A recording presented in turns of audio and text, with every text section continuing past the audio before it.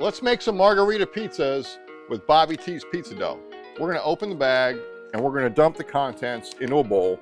And then we're just gonna take our hand in here and make a trough, okay? Now you're gonna be able to accept the water. Simply putting 8 ounces of 100 to 110 degree water in the bowl.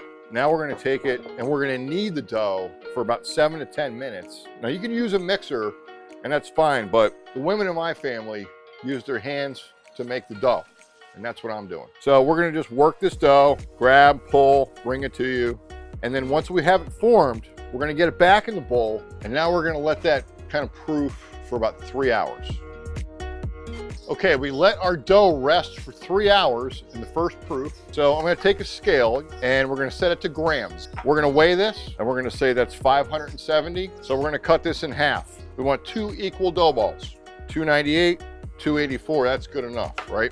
And we're gonna form these into 2 beautiful dough balls. You can kind of like fold it like a taco and then just kind of work it in your hands like this. And then we're gonna come over here. Now this is a dough box. You guys can proof these in containers, just cover them, but a dough box is really nice. So then we're gonna form the second one. Again, fold it like a taco. There you go, 2 beautiful dough balls.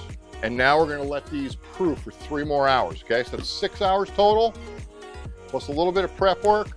We start that in the morning and then we're making pizza. So we have our dough ball that's been proofed and we're taking it and putting it in semolina flour and we're just gonna kind of form the dough. So we're gonna get this onto the peel and you can actually put a little semolina on the peel too. And that'll help you make sure you can launch it properly. We're gonna get a little bit of olive oil, a little pizza seasoning, and then we're gonna hit it with the Bobby T's pizza sauce. We're gonna smooth this sauce out around the pizza, make it nice and even. And then from here, you can get creative with all kinds of flavors. We're gonna get a little bit of olive oil, a little bit more Bobby T seasoning, and then we're gonna launch this in the pizza oven. Let's do this.